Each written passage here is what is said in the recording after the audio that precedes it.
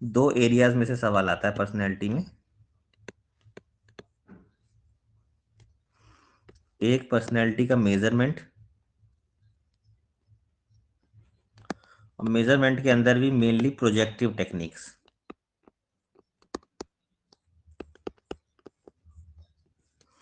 और पर्सनैलिटी की theories. Personality की कई कई किताबों में कई सारी थ्योरीज हैं। ठीक है, तो उन सारी थ्योरीज को वन बाय वन हम लोग पढ़ेंगे, और फिर पर्सनैलिटी का मेजरमेंट भी हम लोग पढ़ेंगे। कोशिश करेंगे आज की क्लास में मेन मेन चीजें जो हैं वो सारी हम लोग कवर अप कर लें। अच्छा, पर्सनैलिटी की इवन डेफिनेशन के ऊपर भी सवाल आपको आया हुआ है।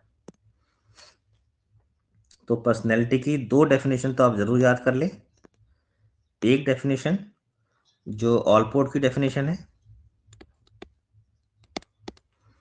जो बताती है कि personality is the dynamic organization within an individual of those psychophysical systems that determine his unique adjustment to his environment. यानी कि ऑलपोर्ट ने अपनी थ्योरी में पर्सनैलिटी के बारे में बताया है कि किसी भी इंडिविजुअल के अंदर वो सभी साइकोफिजिकल सिस्टम्स जो साइको मतलब उसका माइंड, फिजिकल यानी कि फिजिक। तो ऑलपोर्ट की डेफिनेशन, ये पहली डेफिनेशन थी पर्सनैलिटी की जिन्होंने माइंड और फिजिक दोनों को कवर अप किया।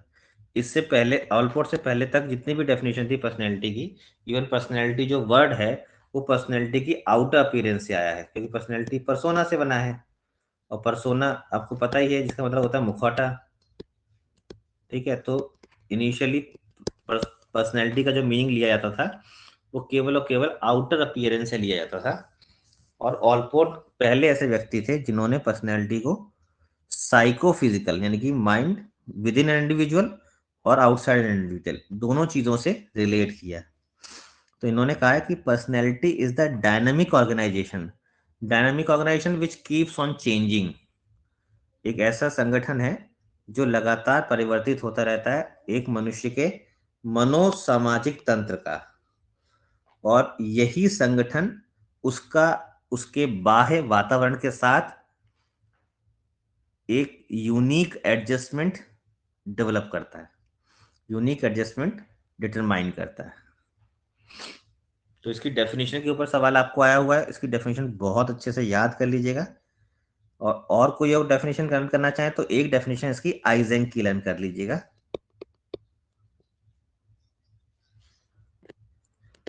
ये दो डेफिनेशन पर्सनैलिटी की जरूर याद कर लीजिएगा आप सभी लोग।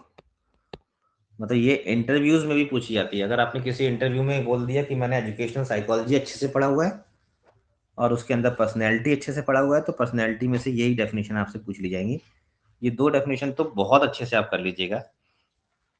आइजेंक की डेफिनेशन ऑलपोर्ट की डेफिनेशन से थोड़ी और एडवांस डेफिनेशन है, जिसके अंदर किसी भी व्यक्ति के कैरेक्टर, टेम्परामेंट, इंटेलेक्ट और फिजिक, इन चारों चीजों को यूज किया गया है।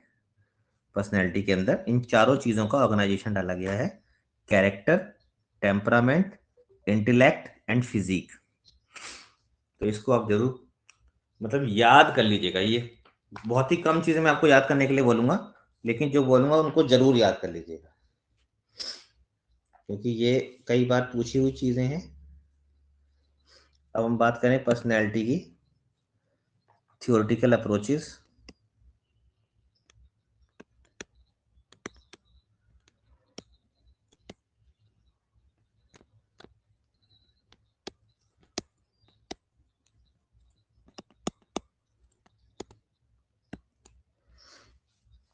जो मेन मेन पर्सनैलिटी के अप्रोचेज हैं थियोरेटिकल अप्रोचेज में, एक सबसे इंपॉर्टेंट अप्रोच आती है सबसे पर्सनैलिटी की, साइको एनालिटिकल अप्रोच।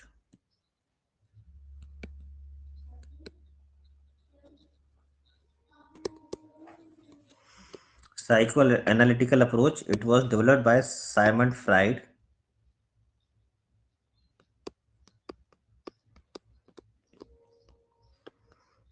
और इसी अप्रोच में उन्होंने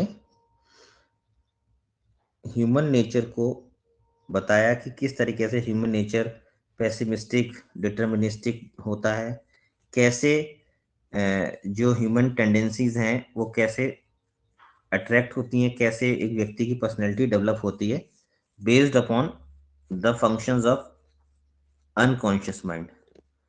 तो कॉन्शियस अनकॉन्शियस माइंड की स्टडी बहुत डिटेल में इन्होंने करी है और ड्रीम एनालिसिस इन्होंने किया है और कई सारी छोटी छोटी थ्योरीज इन्होंने अपनी साइको एनालिटिकल अप्रोच में डेवलप की हैं पर्सनैलिटी को डिफाइन करने के लिए।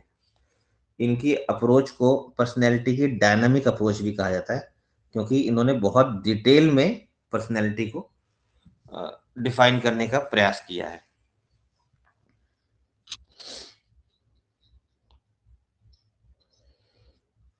इसके बाद नॉन साइको एनालिटिकल अप्रोचेज है पर्सनैलिटी की। नॉन साइको एनालिटिकल अप्रोचेज में वो लोग हैं जो शुरुआत में तो फ्राइड के साथ तो थे, लेकिन बाद में फ्राइड की कुछ चीजों से उनका कॉन्ट्रडिक्शन हुआ, तो बाद में उन्होंने अपनी अप्रोचेस डेवलप करी, जैसे कि एनालिटिकल साइकोलॉजी बाय कार्ल जंग,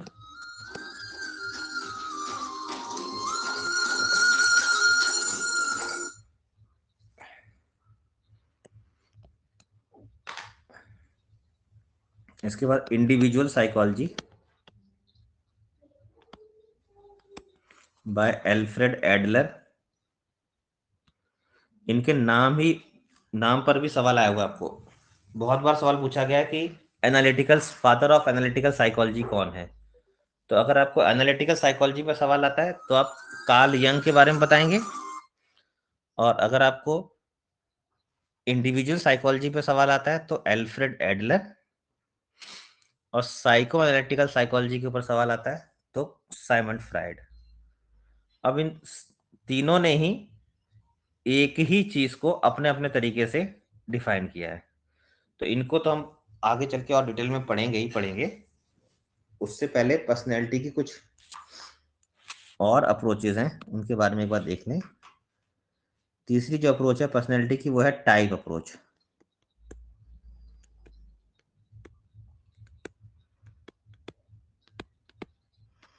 जिसे प्रकार उपागम कहते हैं। व्यक्तित्व का प्रकार उपागम, प्रकार उपागम व्यक्तित्व का सबसे पुराना सिद्धांत।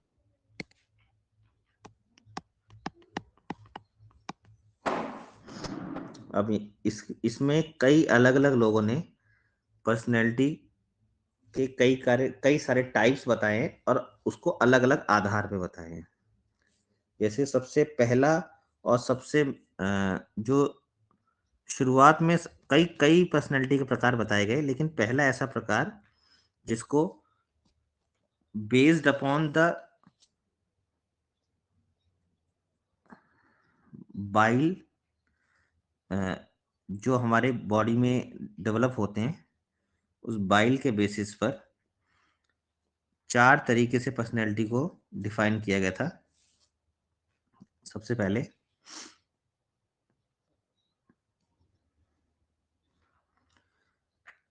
जिसे हिपोक्रेट्स क्लासिफिकेशन कहा जाता है।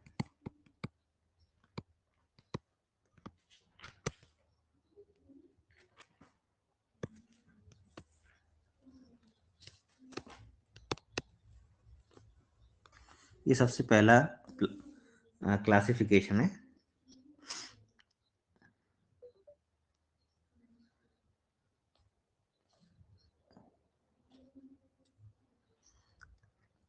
इस क्लासिफिकेशन में इन्होंने बताया कि हमारी बॉडी के अंदर 4 तरह के लिक्विड्स होते हैं: ब्लैक बाइल, येलो बाइल, कफ जिसको फ्लैग्म बोलते हैं, एंड ब्लड।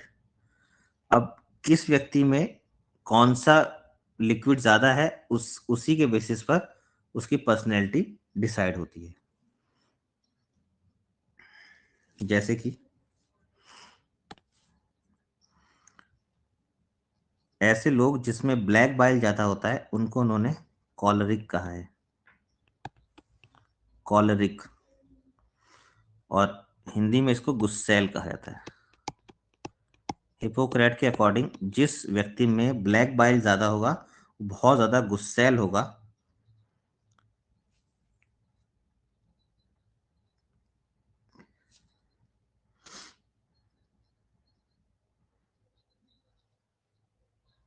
सॉरी, गुस्सैल नहीं, येलो बाइल से गुस्सा आते हैं।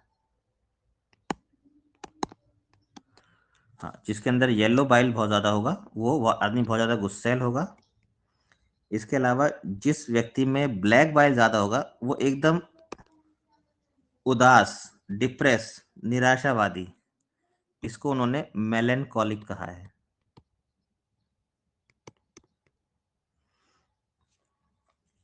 और जिस व्यक्ति में ब्लड ज्यादा होगा ये हमेशा ऑप्टिमिस्टिक व्यक्ति होगा, बहुत कम बीमारियां इसके अंदर होंगी, ऐसे व्यक्ति को सैंग्विन कहा है। और जिस व्यक्ति में कफ यानी कि फ्लैग्म ये ज्यादा होगा, ऐसे व्यक्ति की पर्सनैलिटी फ्लैग्मेटिक उन्होंने बोली है। फ्लैग्मेटिक व्यक्ति जो होता है एकदम नीरस, बहुत ज्यादा शांत, इसमें इनएक्टिव होता है। सैंग्विन बहुत ज्यादा एक्टिव रहेगा, पॉजिटिव होगा, हमेशा काम को करने के लिए तैयार रहेगा। ब्लैक बाइल जिसमें ज्यादा होगा, मेलेंकोलिक जिसकी पर्सनैलिटी को कहा गया है, ये हमेशा डिप्रेस रहेगा। बिना किसी बात के भी आपको ऐसे व्यक्ति उदास नजर आएंगे, बिना किसी बात के। अब कोई बहुत अच्छा काम भी होगा तो भी ये इनको बहुत ज्यादा खुशी खुशी नहीं होगी। और जिसमें येलो बाइल अधिक होता है ऐसे लोगों ने कॉलरिक कहा है, ये लोग बहुत गुस्सैल होते हैं। तो ये पहला एक सिस्टमैटिक क्लासिफिकेशन था पर्सनैलिटी का, जिसको हिपोक्रेट्स क्लासिफिकेशन कहते हैं। क्योंकि बहुत पुराना क्लासिफिकेशन है और बहुत लोग इसको मानते भी नहीं है, इसलिए कई बुक्स में आपको ये मिलेगा ही नहीं। अच्छी किताबें जो पर्सनैलिटी की होंगी, जिसमें थोड़ा डिटेल में पर्सनैलिटी बताई गई होगी, वहीं पर आपको ये मिलेगा।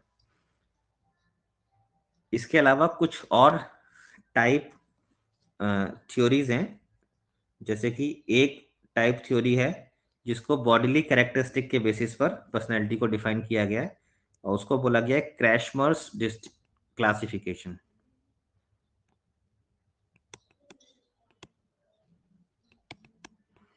क्रैशमर के द्वारा दिया गया वर्गीकरण, ये आपने पहले पढ़ा ही होगा। इसमें उन्होंने 4 तरह के व्यक्तियों को डिवाइड किया based upon their bodily characteristic. उनकी शारीरिक विशेषताओं के आधार पर 4 तरह की पर्सनैलिटी और 4 तरह की व्यक्तित्व के बारे में बताया है। पहला है पिकनिक,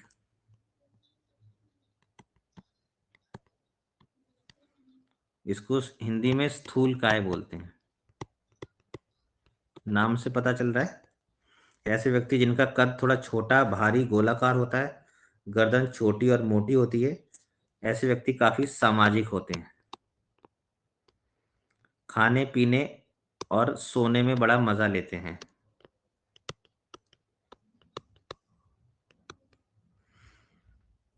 और खुश मिजाज होते हैं।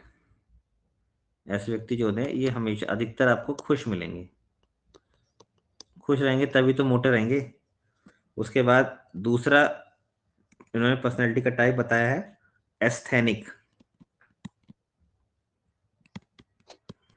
इसको हिंदी में बोला गया है कृशकाय।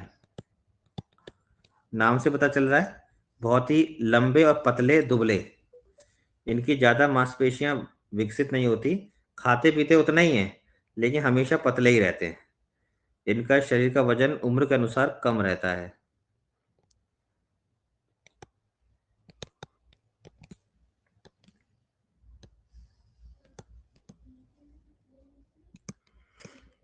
अधिकतर ये लोग दिवा स्वप्न में रहते हैं, अकेले रहना पसंद करते हैं।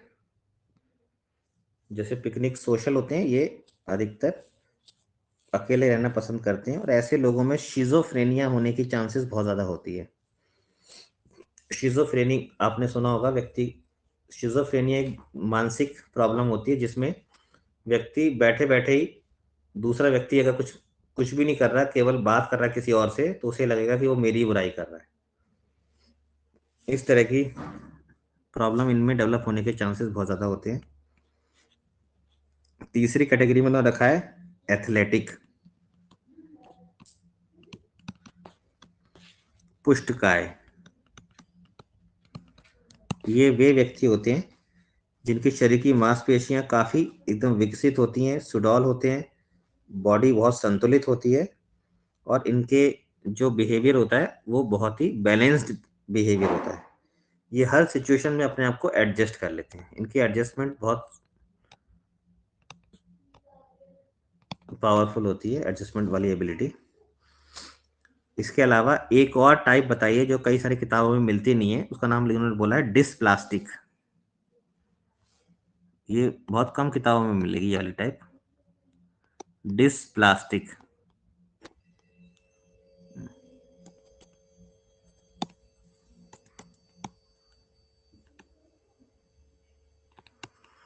इसको हिंदी में बोला गया विशालकाय प्रकार।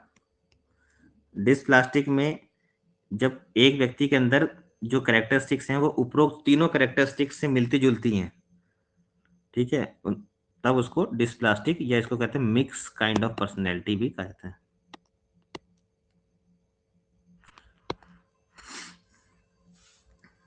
इसके अलावा एक और क्लासिफिकेशन पर्सनैलिटी का जो शेल्डन ने दिया है,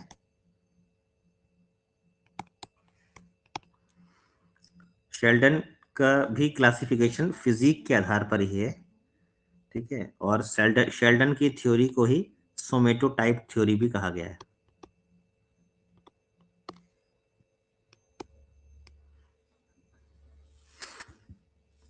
अच्छा, इन शेल्डन के अकॉर्डिंग पर्सनैलिटी को 3 कैटेगरी में डिवाइड किया गया है, एंडोमॉर्फी,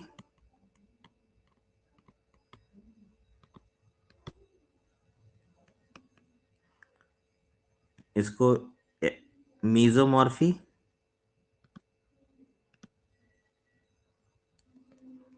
एंड एक्टोमॉर्फी।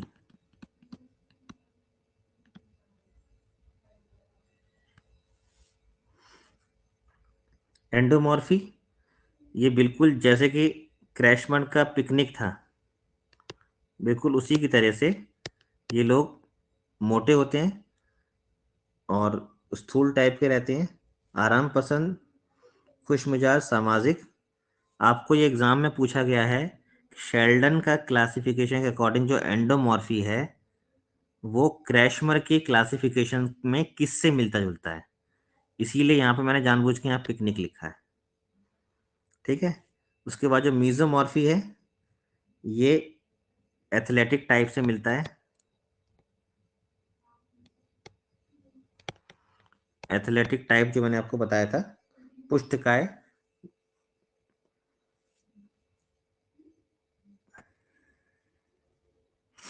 क्रैशमर का।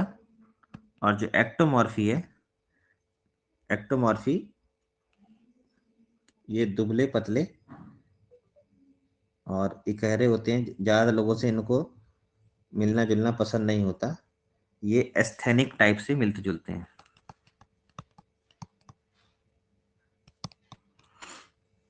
तो आपको ये क्रैशमर का क्लासिफिकेशन तो याद रखना ही रखना है, ये भी याद रखना है कि शेल्डन के क्लासिफिकेशन में जो पर्सनैलिटी के टाइप दिए हुए हैं वो क्रैशमर के कौन से क्लासिफिकेशन से मिलते जुलते हैं, इस पर आपको सवाल आया होगा। अब आपको ऐसा सवाल नहीं आ रहा, पहले सवाल आपको आता था कि इनमें से कौन सा शेल्डन का क्लासिफिकेशन नहीं है, इनमें से कौन सा क्रैशमर का क्लासिफिकेशन नहीं है।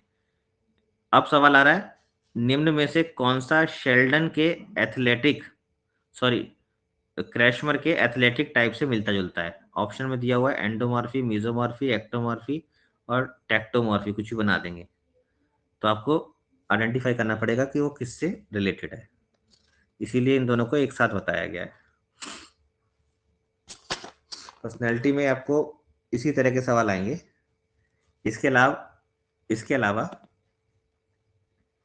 ये फिजिकल कैरेक्टरिस्टिक्स के अलावा पर्सनैलिटी को साइकोलॉजिकल कैरेक्टरिस्टिक्स के बेसिस पर भी कुछ टाइप्स बनाई गई हैं पर्सनैलिटी की। तो एक कार्ल यंग की बहुत फेमस किताब है साइकोलॉजिकल टाइप्स।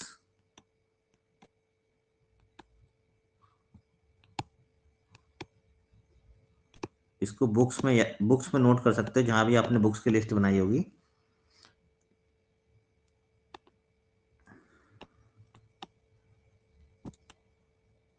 तो जूंग के अकॉर्डिंग साइकोलॉजिकल टाइप्स बुक में पर्सनैलिटी दो प्रकार की होती है, इंट्रोवर्ट और एक्सट्रोवर्ट। अब जो मॉडर्न साइकोलॉजिस्ट आए हैं उन्होंने इसी में से एक और पर्सनैलिटी के टाइप बना दिए, एम्बीवर्ट। लेकिन ओरिजिनली कार्ल यंग ने अपनी किताब में एम्बीवर्ट पर्सनैलिटी का जिक्र नहीं किया। उन्होंने अपनी किताब में केवल इंट्रोवर्ट और एक्सट्रोवर्ट पर्सनैलिटी का जिक्र किया है। अब इंट्रोवर्ट कौन होते हैं? इंट्रोवर्ट वो लोग होते हैं जिनका locus of control with in their personality होता है, और एक्सट्रोवर्ट वो लोग होते हैं जिनका locus of control outside their body होता है, मतलब बाहर की चीजों से वो गवर्न होते हैं। इसके अलावा पर्सनैलिटी के और भी कई सारे टाइप्स हैं, वो हमें ज़्यादा उस पर डिटेल में नहीं जाना। ये कुछ इंपॉर्टेंट थे जो मैंने आपको बता दिए। इस पे कई बार आपको सवाल आए हैं। दो तीन चीज़ें और थोड़ा सा बस देख लीजिए। टाइप ए पर्सनैलिटी और टाइप बी पर्सनैलिटी फ्रिडमैन और रोजनमैन ने दी थी। Type A personality, type B personality. Type A personality ऐसे लोग जो दूसरों के ऊपर अपना बहुत डोमिनेटिंग पर्सनैलिटी होती है, दूसरों के ऊपर अपना प्रभाव दिखाने का प्रयास करते हैं हमेशा, दूसरों को दबा के रखना चाहते हैं, दूसरों से काम करवाना चाहते हैं। इनके अंदर हमेशा टाइम की कमी रहती है, टाइम अर्जेंसी बहुत होता है इनके। हर काम जल्दी जल्दी जल्दी, जैसे इनको कहीं ना कहीं जाना है हमेशा। बहुत ज्यादा टाइम अर्जेंसी इनके अंदर होती है, और हर काम को ये बहुत तेजी से करते हैं, और दूसरों से भी एक्सपेक्ट करते हैं कि वो भी तेजी से करें। जब नहीं करते तो उनको झल्ला भी जाते हैं। टाइप बी जो इसके जस्ट अपोजिट होते हैं, टाइप बी में कोई कंपटीशन नहीं, एकदम आराम से इजी गोइंग काम करने वाले होते हैं, शांति प्रिय होते हैं, just opposite to type A personality.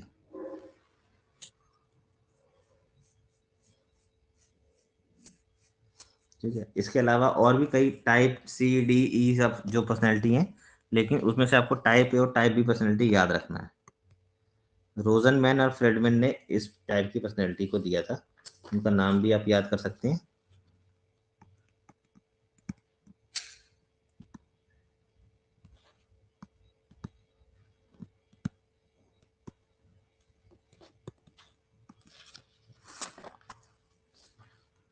अब टाइप पर्सनैलिटी में इसके अलावा हमें और कुछ नहीं पढ़ना है। इसके बाद हम लोग बात करेंगे ट्रेट पर्सनैलिटी की, ट्रेट अप्रोच पर्सनैलिटी की। टाइप अप्रोच हमने काफ़ी सारी पढ़ ली, अब हम बात करेंगे ट्रेट अप्रोच की,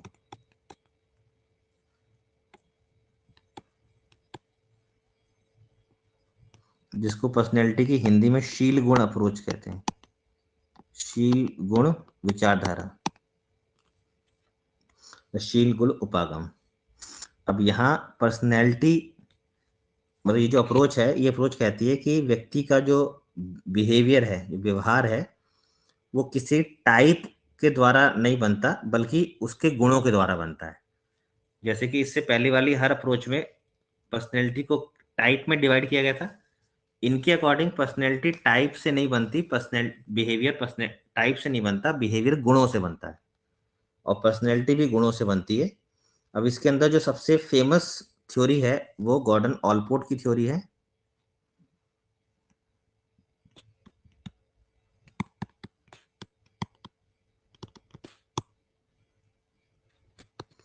ऑलपोर्ट की जो ट्रेट थ्योरी है, ऑलपोर्ट ने सारे पर्सनैलिटी ट्रेड्स को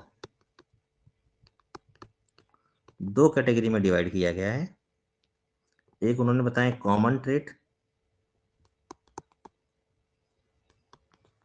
और एक बताएं पर्सनल ट्रेट।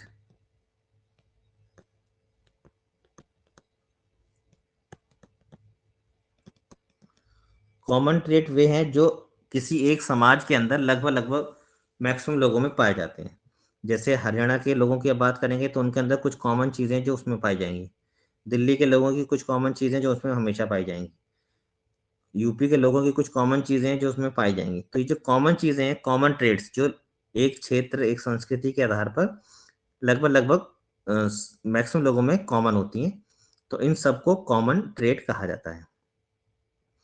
और उसके बाद पर्सनल ट्रेट जो हर व्यक्ति में लगभग अलग अलग होती हैं। इनको जानने के लिए उस व्यक्ति को समझने की आपको आवश्यकता पड़ेगी। तो दो तरह के ट्रेड्स की उन्होंने बात करी है। जितने भी पर्सनैलिटी के ट्रेड्स हैं उनको दो कैटेगरी में डिवाइड किया जाता है।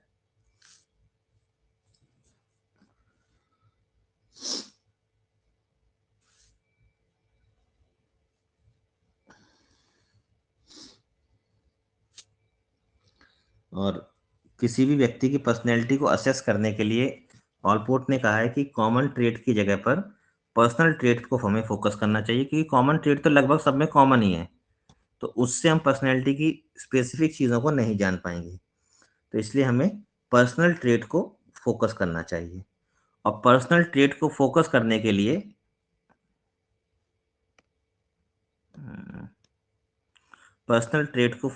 के लिए इन्होंने किसी भी व्यक्ति की चार तरह की पर्सनल ट्रेट को डिफाइन करने के लिए, अगर हमें किसी व्यक्ति के पर्सनल ट्रेट को जानना है तो उस व्यक्ति की हमें टेंडेंसी को जानना पड़ेगा। और इन ऑलपोर्ट के अकॉर्डिंग किसी भी व्यक्ति के पर्सनल ट्रेट तीन तरह की टेंडेंसी से कैटेगराइज किए जाते हैं।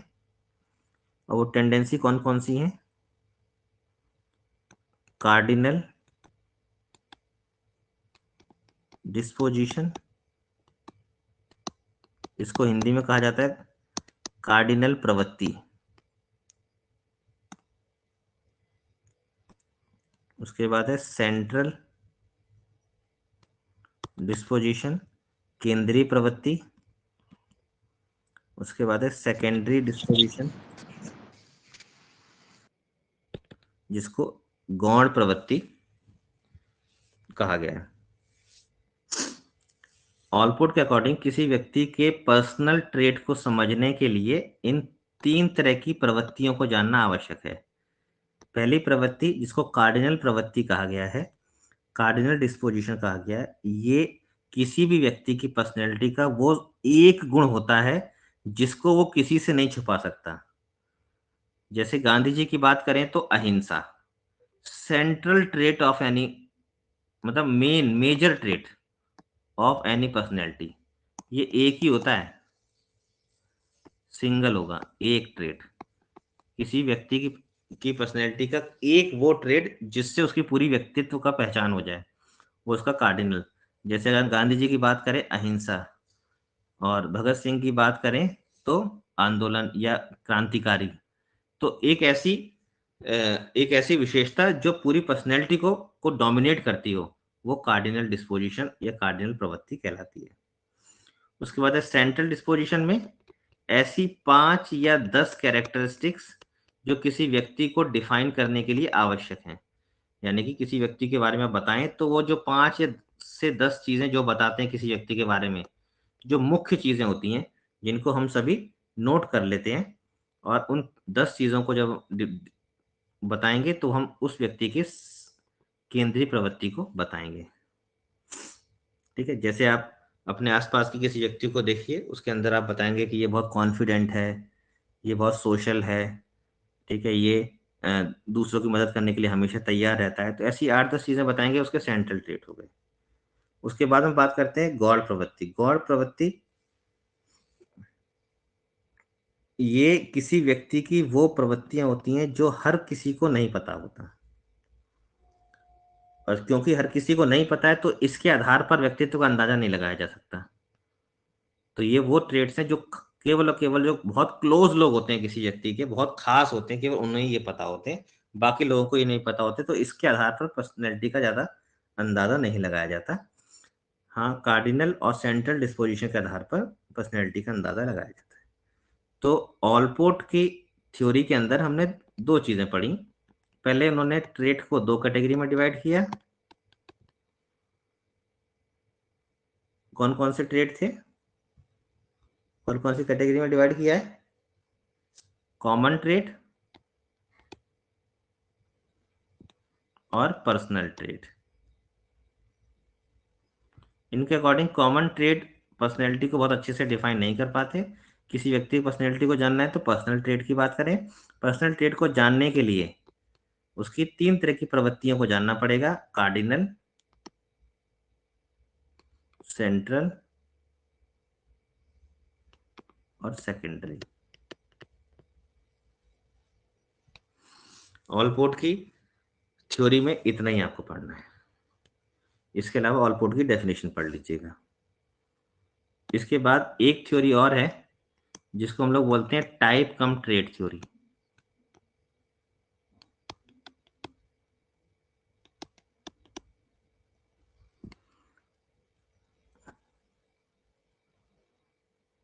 चलिए, उसको टाइप कम ट्रेट थ्योरी से पहले एक और थ्योरी रह गई है आपकी, वो भी ट्रेट पे आधारित है, जो है कैटल्स थ्योरी।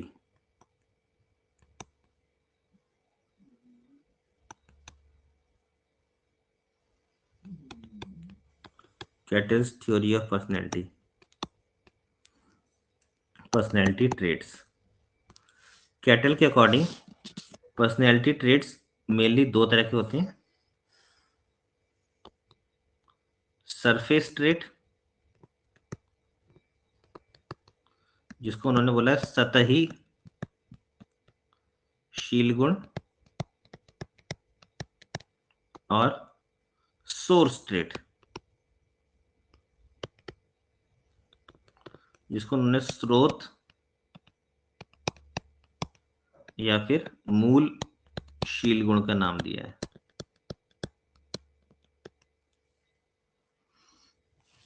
तो कैटल के अकॉर्डिंग सोर्स ट्रेट, जैसा कि नाम से पता चल रहा है, ये वो ट्रेट होते हैं जो आसानी से पता चल जाते हैं, ऊपर ऊपर से दिखाई देते हैं किसी व्यक्ति के। ठीक है, जैसे कोई व्यक्ति हमेशा खुश रहता है, दूसरों का भला सोचता है, हमेशा सत्य बोलता है, तो ये सारे के सारे क्या हैं? सतही ट्रेट हैं। और सोर्स ट्रेट क्या होते हैं? ये पर्सनैलिटी को ज़्यादा गहराई से बताते हैं। ये दिन प्रतिदिन के इंटरेक्शन में आसानी से नहीं निकल कर आते। ये व्यक्ति के अंदर की चीज़ें हैं जिसको काफ़ी दिनों तक अगर आप नोटिस करेंगे तब कहीं जाकर इन ट्रेड्स के बारे में आप जान पाएंगे।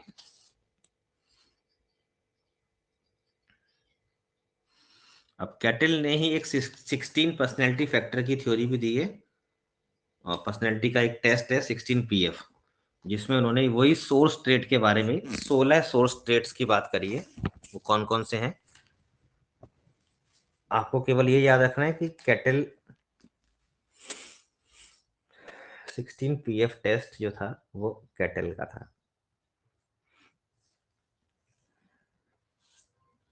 इसके बाद एक और थ्योरी है जिसको हम लोग बोलते हैं टाइप कम ट्रेट थ्योरी।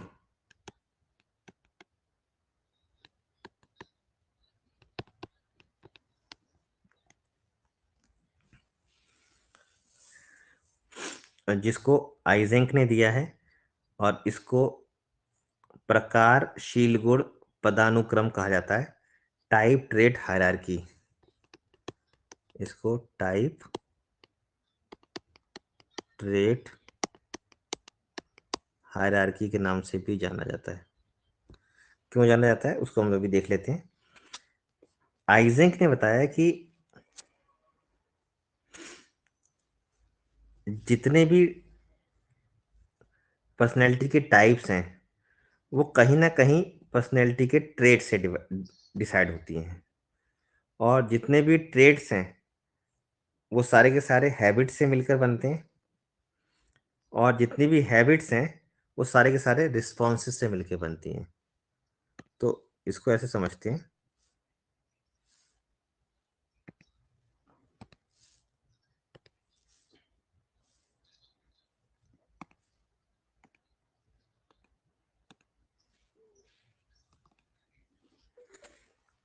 इनके अकॉर्डिंग हमारे जितने भी रिस्पॉन्सेज हैं, जितनी भी अनुक्रिया हम लोग करते हैं, रिस्पॉन्स 1, रिस्पॉन्स 2, रिस्पॉन्स 3, वो अनुक्रिया क्या बनती हैं? हैबिट्स।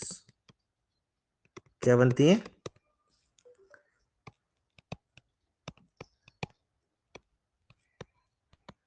कुछ और अनुक्रियाएं होती हैं, वो दूसरी हैबिट बनाती हैं। और जो हैबिट्स होती हैं, ये मिलकर एक ट्रेट बनाते हैं।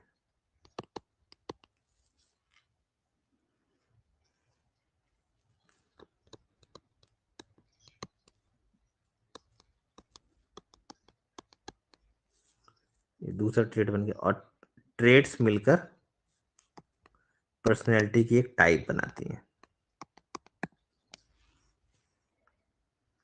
तो इस तरीके से हम ये कह सकते हैं कि जितने भी रिस्पॉन्सेज हैं, वो रिस्पॉन्स क्या बना रहे हैं? हैबिट बना रहे हैं। कोई ना कोई हैबिट डेवलप कर रहे हैं।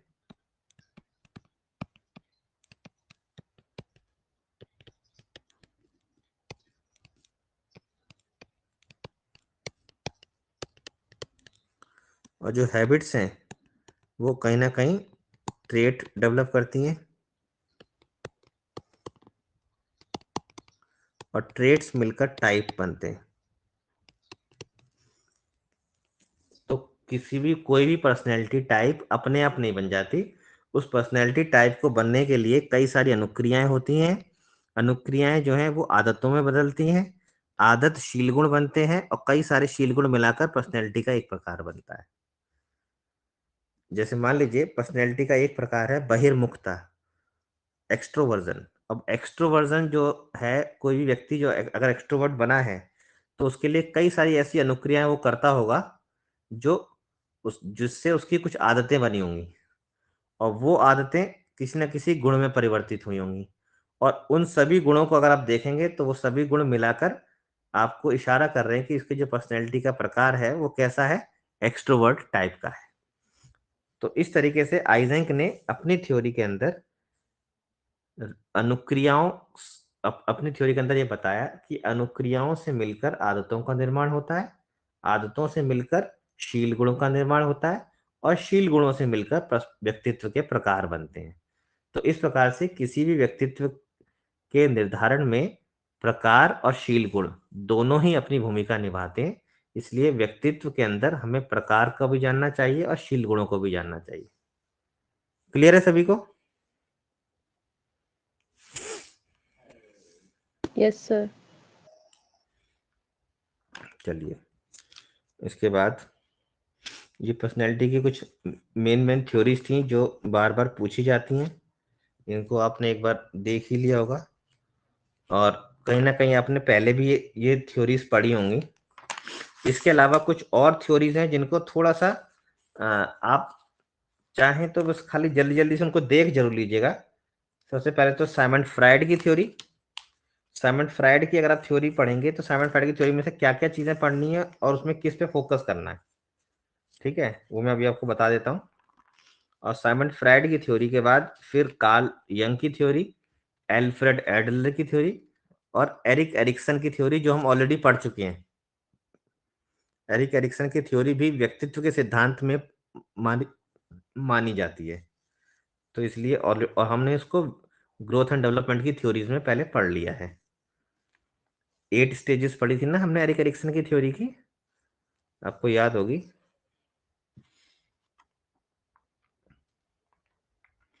हाँ, फ्राइड की जो आप साइमंड फ्राइड की जो आप थ्योरी पढ़ेंगे, तो उस थ्योरी के अंदर आप 3-4 चीजों के बारे में जरूर पढ़ लीजिएगा।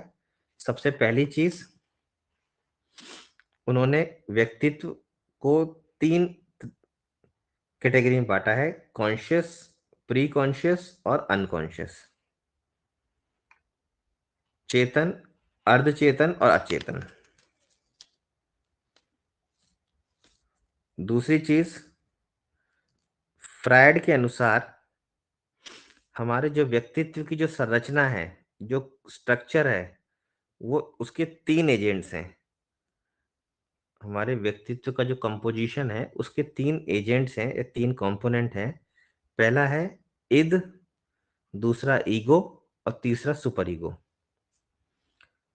फ्रायड के अकॉर्डिंग जो इद हमारी व्यक्तित्व का वो कंपोनेंट है जो हमें हर उस चीज को प्राप्त करने की ओर मोटिवेट करता है जो हमें पसंद होती है। प्लेजर सीकिंग, इद जो है वो प्लेजर सीकिंग एलिमेंट है। इद किस पे निर्भर करता है? प्लेजर प्रिंसिपल पर निर्भर करता है, आनंद सिद्धांत पर निर्भर करता है। इसके अनुसार हर वह चीज जो आनंद प्रदान करती है वो हमें करनी चाहिए, चाहे वो उचित है, अनुचित है, विवेकपूर्ण है, अविवेकपूर्ण है, इसका वो ध्यान नहीं रखता। तो हमारी पर्सनैलिटी का जो इद एस्पेक्ट है वो एस्पेक्ट है जो आपको हर उस चीज को करने के लिए प्रेरित करता है जिसमें आपको आनंद आता है। उसके बाद सेकंड जो कॉन्सेप्ट है वो है आपका ईगो एस्पेक्ट। ईगो का जो रिलेशन है वो रियलिटी से है। जैसे इद का जो संबंध है वो प्लेजर से है, आनंद से है, ऐसे ही ईगो का जो संबंध है वो वास्तविकता से है। ये रियलिटी के आधार पे चलता है। आपकी व्यक्तित्व का वो भाग जो आपको ये बताता है कि नहीं नहीं, हमें ये नहीं करना चाहिए, हमें हमें ये नहीं करना है, हमें ये करना है जिसमें मेरा सबसे ज़्यादा फायदा है। मैं ये ना देखूं कि मुझे किसमें ज़्यादा अच्छा लग रहा है, मैं ये देखूं कि मेरा लॉन्ग टर्म बेनिफिट किसमें है, मेरा बैलेंस किसमें बन रहा है। तो ये बैलेंसिंग प्रिंसिपल है, रियलिटी पर फोकस्ड है। ये बताता है कि ये चीज़ समाज के हिसाब से गलत है तो हमें ये नहीं करनी चाहिए, समाज इसको करने के लिए कहता है तो इसको हमें करना चाहिए। बिल्कुल प्रैग्मेटिस्टिक अप्रोच। और तीसरा जो कंपोनेंट पर्सनैलिटी का है वो है सुपर ईगो, जो आइडियलिस्टिक प्रिंसिपल पर आधारित है। उसके अनुसार हर वह चीज़ जो आदर्शवादी है वो होनी चाहिए। तो जितने भी लोग साधु संत महात्मा जो समाज कल्याण की ओर जाने वाले लोग होते हैं वो सभी उनका सुपर ईगो ज़्यादा डोमिनेटिंग होता है। तो इसलिए वो क्या चीज़ होनी चाहिए पूरा फोकस उस पर, और मुझे किस में आनंद आ रहा है, इद, पूरा फोकस इद डोमिनेटिंग पर्सनैलिटी। और ईगो इद और सुपर ईगो में बैलेंस बनाती है। ईगो को हम लोग जो अपने रियल सेंस में ईगो शब्द का प्रयोग करते हैं वो एक अलग चीज है। और फ्रायड ने जो ईगो बताया है वो एक रियलिटी प्रिंसिपल पे बेस्ड आपके व्यक्तित्व का कंपोनेंट है जो इद और सुपर ईगो में बैलेंस डेवलप करता है। जिसकी ईगो स्ट्रांग होगी वो ना तो प्लेजर सीकिंग को बहुत ज्यादा महत्व देगा और ना ही आइडियलिस्टिक को बहुत ज्यादा महत्व देगा, वो हमेशा प्रेजेंट में जिएगा। तो इसको थोड़ा सा आप देख लीजिएगा। इसके अलावा फ्रायड ने 2-3 चीजें और बताई थी, जैसे 2-3 तरह के इंस्टिंक्ट की बात करता है फ्रायड। फ्रायड कहता है कि हर व्यक्ति की जो पर्सनैलिटी है वो उसकी इंस्टिंक्ट से डिसाइड होती है। और इंस्टिंक्ट जो है वो 2 तरह की होती है हर व्यक्ति के अंदर। एक लाइफ इंस्टिंक्ट होती है और एक डेथ इंस्टिंक्ट होती है। लाइफ इंस्टिंक्ट को उन्होंने इरोस कहा है, EROS। और डेथ इंस्टिंक्ट यानी कि मृत्यु मूल प्रवृत्ति को थैनाटोस कहा है। Eros and Thanatos. अब जाहिर सी बात है जिस व्यक्ति में लाइफ इंस्टिंक्ट ज्यादा होगी वो पॉजिटिव होगा, जिस व्यक्ति में डेथ इंस्टिंक्ट ज्यादा होगी वो नेगेटिव होगा। और हर व्यक्ति में दोनों होती हैं, किसी में कोई ज्यादा होती है, किसी में कोई ज्यादा होती है। इसलिए इसमें बैलेंस बना के रखना बहुत जरूरी है। हर व्यक्ति को अपनी मूल प्रवृत्तियों में बैलेंस बनाना चाहिए, तभी उसकी पर्सनैलिटी एक बैलेंस पर्सनैलिटी बन जाएगी। तो ये कुछ ऐसी चीजें थी जिनको आपने याद रखना है, बहुत इंपॉर्टेंट चीजें थी। इसके अलावा साइमंड फ्रायड ने एक बहुत इंपॉर्टेंट कॉन्सेप्ट दिया था, डिफेंस मैकेनिज्म।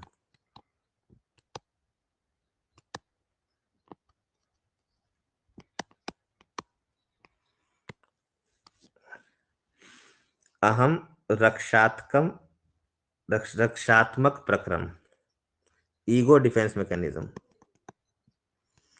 इस कॉन्सेप्ट को फ्रायड ने शुरू तो किया, लेकिन इसको पूरा करने से पहले उनकी डेथ हो गई थी, तो उनकी बेटी थी एना फ्रायड। एना फ्रायड ने इस कॉन्सेप्ट को कंप्लीट किया लेटर ऑन। तो कुछ मेन मेन डिफेंस मैकेनिज्म है, उनके बारे में थोड़ा सा आपको समझना है। पहले तो ये समझिए डिफेंस मैकेनिज्म पहले पढ़ा है आप लोगों ने डिफेंस मैकेनिज्म?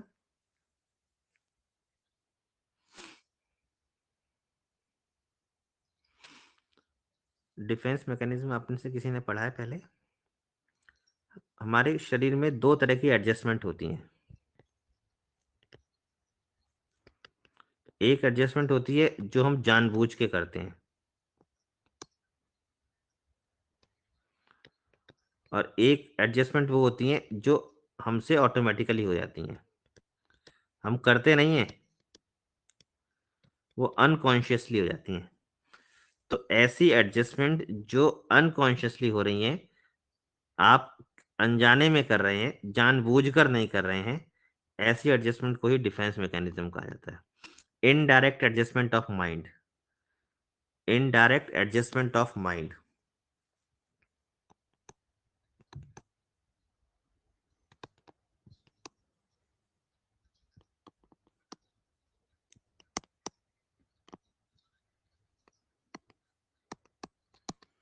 अब आप पूछेंगे कि इनडायरेक्ट एडजस्टमेंट, हम तो जब भी एडजस्टमेंट करते हैं सोच समझ के ही करते हैं, इनडायरेक्टली कहाँ एडजस्टमेंट हो रही है? इनडायरेक्टली एडजस्टमेंट कई जगह पर हो रही है। इसका एग्जांपल मैं आपको देता हूँ। एक एग्जाम देकर आप आए, एग्जाम आपका बहुत खराब गया, खराब आने के बाद आपको बहुत ज़्यादा खराब लग रहा है, नेगेटिव फीलिंग आ रही है, आपका एग्जाम बहुत ही ज़्यादा खराब गया है, परेशान होकर आप बैठे हुए हैं। थोड़ी देर बाद ही आपका फ्रेंड बाहर निकल कर आता है, उसका एग्जाम आपसे ज़्यादा खराब गया है, और जैसे ही वो बताता है कि आप 2 सवाल छोड़कर आए, अब वो बताता है कि मैं 5 सवाल मेरे छूट गए, आपको ऑटोमेटिकली ऑल इज़ वेल हो जाता है। ठीक है? अब वो ऑल इज़ वेल आपको क्यों हुआ? इससे पहले तो आप बड़े परेशान थे। अचानक से अपने फ्रेंड को ज़्यादा दुखी देखकर आपका दुःख थोड़ा-सा कम हो गया। तो ये जो एडजस्टमेंट है, ये आप करते नहीं हैं और कर भी नहीं सकते अपने आप। ये ऑटोमेटिकली होता है, और इसी एडजस्टमेंट को ही डिफेंस मैकेनिज़्म का नाम दिया है फ्रायड ने। डिफेंस मैकेनिज़्म कई प्रकार का होता है। एक बार जल्दी-जल्दी से उसके मेन टाइप्स पढ़ लेते हैं। सबसे पहला है रिप्रेशन। एक डिफेंस मैकेनिज़्म पे आपको सवाल ज़रूर आएगा। हिंदी में इसको बोलते हैं दमन।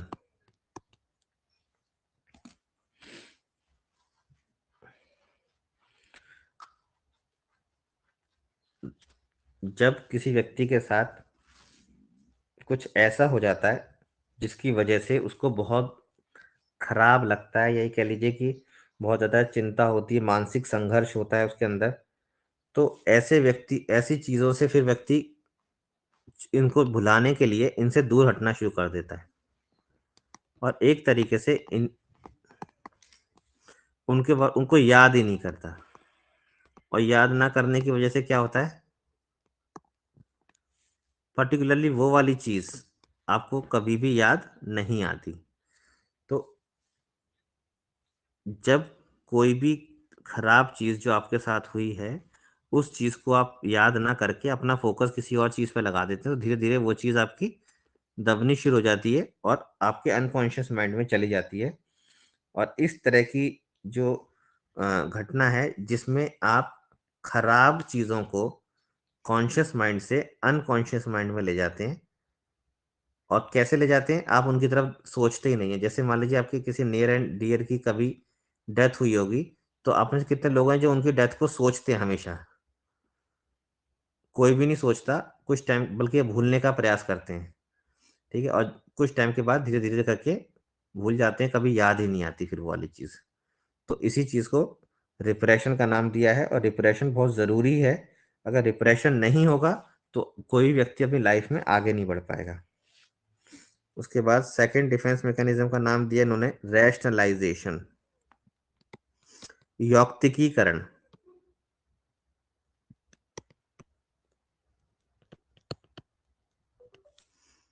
यौक्तिकीकरण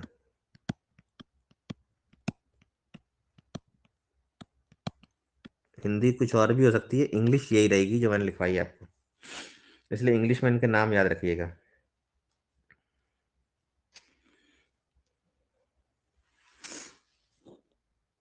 इसको याद रखना है तो हमेशा याद रखिएगा, अंगूर खट्टे हैं।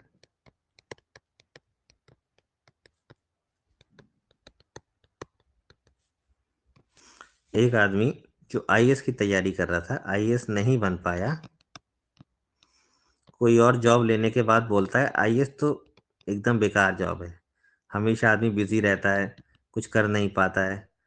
तो क्योंकि आप अपने एम को अचीव नहीं कर पाए, और अचीव ना करने से आपके माइंड में एक संघर्ष की स्थिति उत्पन्न हो जाएगी, आप डिप्रेशन में जा सकते हैं।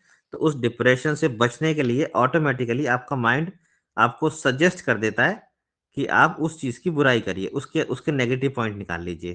तो नेगेटिव पॉइंट निकाल लेंगे तो ऑटोमेटिकली आप जो जॉब कर रहे हैं उसमें आपको मज़ा आना शुरू हो जाएगा। ठीक है? तो इस तरीके से जैसे कि अंगूर खट्टे वाली कहावत है, जब आप उस चीज़ को अचीव नहीं कर पा रहे तो उसको बोलेंगे कि यार ये तो खराब ही चीज़ है। कई कई लोग इस तरीके से करते हैं। आपने भी कभी ना कभी लाइफ में किया ही होगा। हर व्यक्ति करता है। इसके बाद प्रोजेक्शन,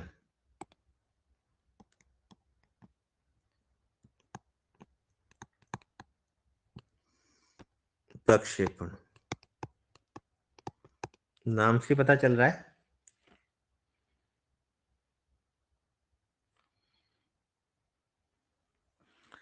अपने अनजस्टिफाइड बिहेवियर का एक जस्टिफाइड रीजन तैयार कर लेना।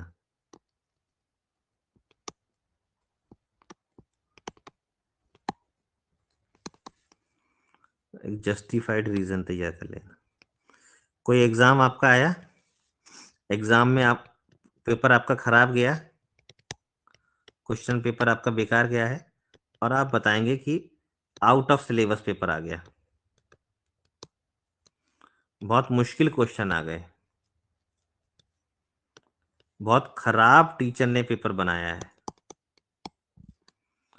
तो आप जब अपनी असफलता के लिए किसी व्यक्ति या किसी वस्तु को प्रोजेक्ट कर देते हैं कि इसकी वजह से ये हो रहा है, जबकि ऐसा नहीं है, इसको हम लोग बोलते हैं प्रक्षेपण या projection kind of defence mechanism. कई लोग करते हैं ना, पेपर खराब गया है, पेपर खराब क्यों गया? क्योंकि आपकी तैयारी खराब थी। और आप क्या करेंगे, किस पर ब्लेम कर देंगे? टीचर ने पढ़ाया ही नहीं था हमें, और जो पढ़ाया वो पेपर में आया ही नहीं है, गलत पढ़ा दिया हम लोगों को, कम पढ़ाया हम लोगों को। तो अनजस्टिफाइड बिहेवियर का आप क्लास में लेट आए और बोल रहे हैं कि ट्रैफिक में फंस गए थे, तो ट्रैफिक में फंस गए तो हर व्यक्ति मान लेगा कि आप ट्रैफिक में फंस गए थे, लेकिन एक्चुअल में आप घर से लेट निकले थे। ठीक है? तो अपने अनजस्टिफाइड बिहेवियर का एक जस्टिफाइड रीजन दे देना प्रोजेक्शन कहलाता है। उसके बाद है रिएक्शन फॉर्मेशन।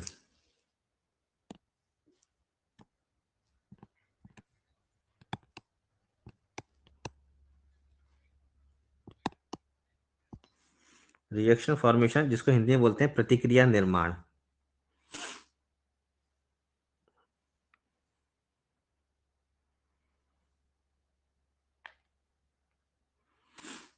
रिएक्शन फॉर्मेशन का मतलब है जब आप जो काम कर रहे थे उसके ठीक अपोजिट काम करना शुरू कर दो। जैसे कि एक प्रेमी या प्रेमिका अपने प्यार में असफल होने के बाद वो लोगों को गाइड करना चालू कर देता है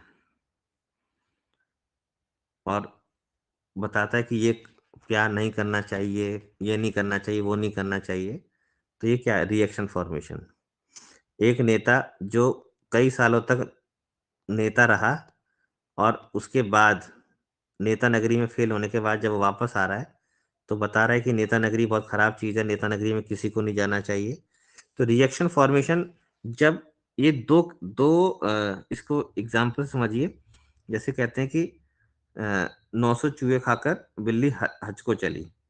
ठीक है? इसका मतलब ये है बड़ी कि कई बार ऐसा होता है कि ऐसी कष्टकर या अप्रिय इच्छा जो आपके आसपास डेवलप होती है, तो उन इच्छाओं को दबाते हैं और उसको दबाने के लिए उसका ठीक अपोज़िट करना शुरू कर देते हैं। जो चीज़ आप पहले करते थे, अब आप वो नहीं कर पा रहे हैं, तो उस वजह से आप उसका ठीक उसको दबाने के लिए या उसको भूलने के लिए आप उसका ठीक अपोज़िट करना शुरू कर देते हैं। इसको हम लोग रिएक्शन फॉर्मेशन बोलते हैं। ये 2 स्टेप में होता है। पहले स्टेप में जो भी आपकी एक अनफुलफिल्ड डिज़ायर होती हैं, आप उन अनफुलफिल्ड डिज़ायर को सप्रेस करते हैं और उसके बाद उसका ठीक अपोज़िट बिहेवियर अडॉप्ट कर लेते हैं। अगर कोई प्रेमी या प्रेमिका अपने प्यार में असफल हो गया तो सबसे पहले क्या करेगा? अपनी उस भावना को सुप्रेस करेगा। उसके बाद फिर किसी और पर कभी विश्वास नहीं करेगा। उसका ठीक अपोज़िट बिहेवियर अडॉप्ट कर लेगा। Reaction formation. रिएक्शन फॉर्मेशन के बाद नेक्स्ट है रिग्रेशन। रिग्रेशन का तो होता है पीछे की ओर लौटना। कई बार आपने देखा होगा कि अगर किसी घर में 2 बच्चे हैं, एक बड़ा बच्चा है और एक छोटा बच्चा है, तो छोटे बच्चे के आने के बाद बड़ा बच्चा भी छोटे बच्चे की तरह बिहेव करना शुरू कर देता है। क्योंकि वो देखता है कि छोटे बच्चे को सबसे ज़्यादा इम्पोर्टेंस मिल रही है। तो जो इम्पोर्टेंस अभी तक केवल उसको मिलती थी, तो उसी की तरह की इम्पोर्टेंस प्राप्त करने के लिए ये बड़ा बच्चा भी छोटे बच्चे की तरह बिहेव करना शुरू कर देता है, जिद करना शुरू कर देगा, उसकी तरह घुटनों के बल चलना शुरू कर देगा, उसी की तरह रोना शुरू कर देगा। तब इस तरह के जो बिहेवियर है, इसको रिग्रेशन कहा जाता है। ये अननोइंगली कर रहा है, जानबूझ के नहीं कर रहा है, अननोइंगली कर रहा है अटेंशन पाने के लिए। तो इस तरह के डिफेंस मैकेनिज्म को रिग्रेशन कहा जाता है। देन डिस्प्लेसमेंट बहुत इंपॉर्टेंट है। डिस्प्लेसमेंट ये तो कई बार आपने नोटिस भी किया होगा, अपने घर में भी देखा होगा। डिस्प्लेसमेंट का मतलब है कि एक जगह आपको कुछ हुआ और घर आकर आपने उसका गुस्सा उतार दिया। कई बार आपके मदर या फादर के साथ ऐसा हुआ होगा कि वो ऑफिस में किसी बात से लड़कर आए और घर आके आप लोगों को पीट दिया। तो जब एक जगह का गुस्सा दूसरी जगह पर उतार दिया जाता है, तो इसको हम लोग डिस्प्लेसमेंट कहते हैं। वहां तो कुछ कह नहीं सकते, बॉस को तो कुछ कह नहीं सकते, घर आके बच्चों को पीट दिया। अब वो बच्चों को पीटने से कहीं न कहीं वो उनके अंदर की जो टेंशन थी वो कहीं न कहीं बाहर निकल गई। और वो अगर टेंशन बाहर नहीं निकलती तो उस व्यक्ति को मानसिक रूप से परेशान कर सकती थी। इसलिए कई जो लोग गुस्से पे कंट्रोल करना सिखाते हैं साइकोलॉजिस्ट, वो कहते हैं कि जब भी आपको गुस्सा आया करे तो आप कोई तकिया रखिए, तकिए में घुसा मारिए। तो तकिए में घुसा मारने के लिए क्यों करते हैं? क्योंकि आप कहीं और का गुस्सा कहीं और निकालना चाहते हैं। और निकालना ज़रूर चाहिए, क्योंकि अगर निकालेंगे नहीं तो अंदर-अंदर वो मानसिक रूप से परेशान कर सकता है। तो इस तरीके से ये कुछ मेजर डिफेंस मैकेनिज़्म थे जो हम लोगों ने पढ़े। कुछ किताबों में आपको कुछ और डिफेंस मैकेनिज़्म मिल जाएँगे, उनको भी एक बार ज़रूर देख लीजिएगा। लेकिन ये most important type of defence mechanism थे जो मैंने आज आपको बताए। तो ये भी साइमंड फ्रायड का ही कंट्रीब्यूशन है, लेकिन इसको कंप्लीट किसने किया है? एना फ्रायड ने।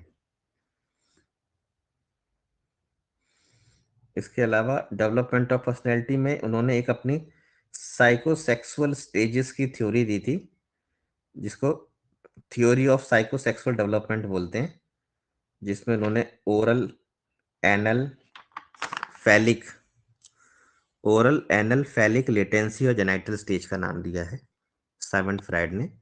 तो इनकी थ्योरी जो है साइको सेक्सुअल डेवलपमेंट की जो थ्योरी है, उसके स्टेजेस का केवल नाम याद कर लीजिएगा।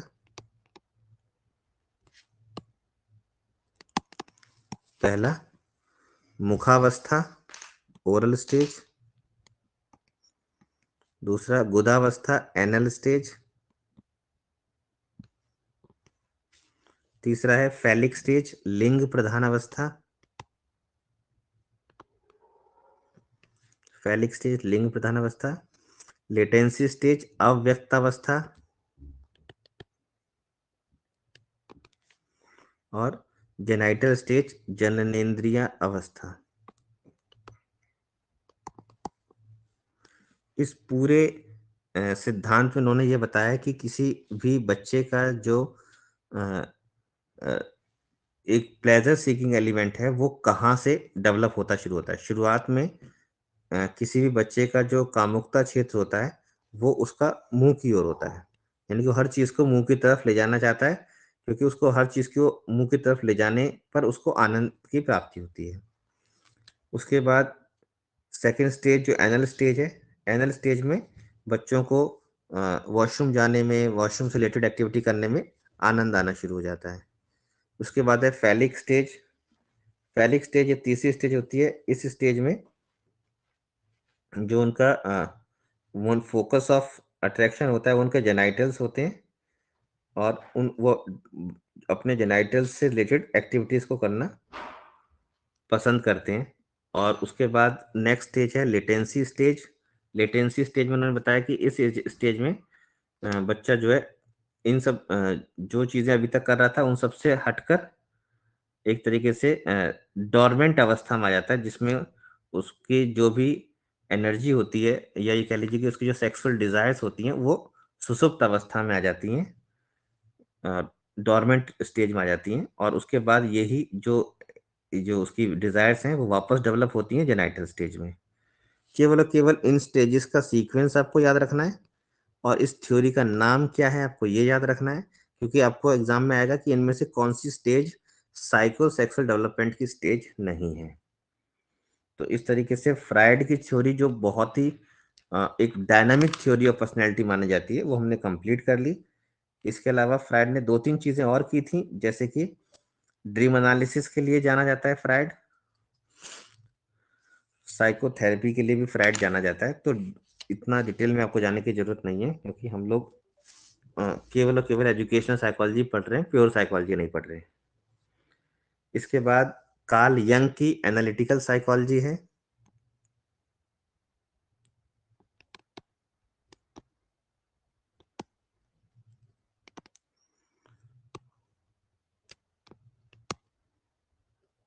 और ये कई बार तो ये पूछा गया, ये मैचिंग में बहुत आता है कि एनालिटिकल साइकोलॉजी किसने दिया है। तो एनालिटिकल साइकोलॉजी में आपको याद रखना है कार्ल यंग का नाम। और कार्ल यंग और एल्फ्रेड एडलर दोनों ही साइमन फ्राइड के साथ ही काम कर रहे थे, लेकिन साइमन फ्राइड जिस तरीके से हर चीज में सेक्सुअल ओरिएंटेशन लेकर आ रहे थे, उन सब चीजों से ना तो कार्ल यंग खुश थे और ना ही एल्फ्रेड एडलर खुश थे, और इसीलिए उन्होंने अपने आप को, अपनी रिसर्च को उनसे अलग कर लिया। तो कार्ल यंग का जो थ्योरी है, कार्ल यंग ने भी माइंड को अंडरस्टैंड करने का प्रयास किया है, और इन्होंने अपनी पर्सनैलिटी के जो एक स्ट्रक्चर बनाया उसमें उन्होंने चार पांच चीजों के बारे में बताया। इसलिए इसलिए लिख लीजिए क्योंकि इस पे सवाल आया हुआ है। इनके according personality includes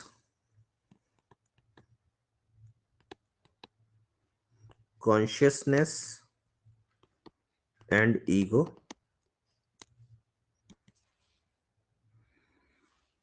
personality includes unconsciousness,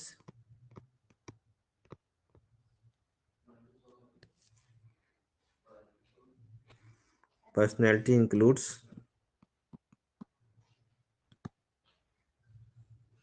archetype, and personality includes attitude.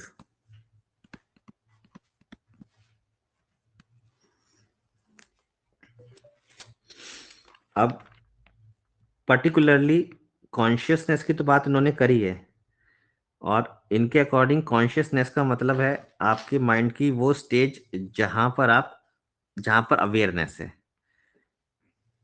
Awareness है, जिस चीज को आप समझ रहे हैं। जैसे मैं आपको बोल रहा हूँ, मेरी कही गई बातें अगर आपको समझ में आ रही हैं तो आपके माइंड का कॉन्शियस वाला हिस्सा काम कर रहा है। दूसरी चीज उन्होंने बताई है अनकॉन्शियस, यह ये बहुत इंपॉर्टेंट है।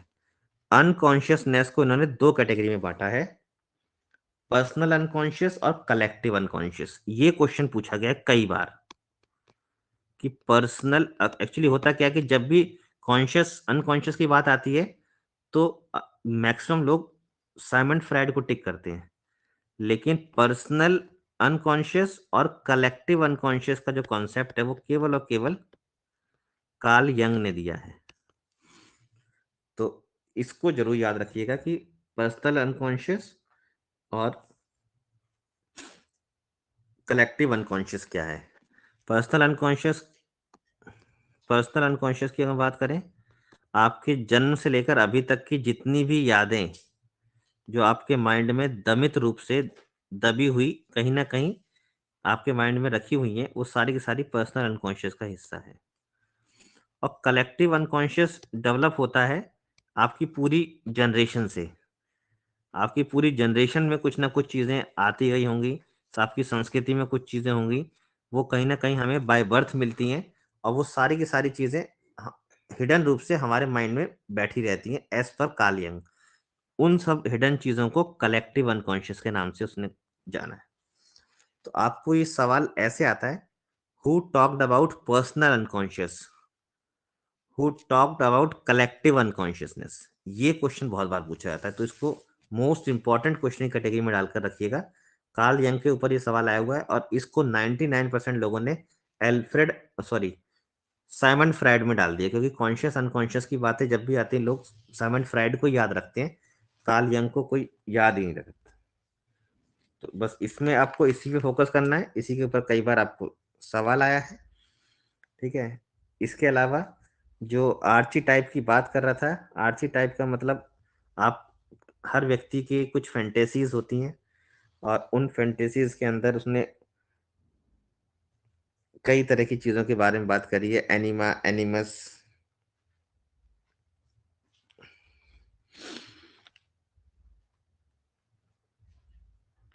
तो ये बहुत सारी चीजें हैं, इन सब में से अभी आप फिलहाल इसी चीज फोकस कीजिए कि इन मेन मेन कॉन्सेप्ट के बारे में उन्होंने बताया, और इसमें से पर्टिकुलरली अनकॉन्शियस वाला जो कॉन्सेप्ट है इसको आप अच्छे से जरूर पढ़ लीजिएगा। इस पर आपको सवाल पूछा जा सकता है। सवाल वैसे इतने पे ही आएगा जितना मैंने बताया है।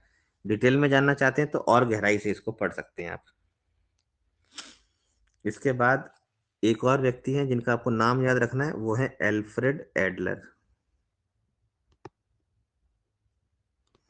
जिसको आप याद रखेंगे इंडिविजुअल साइकोलॉजी के लिए।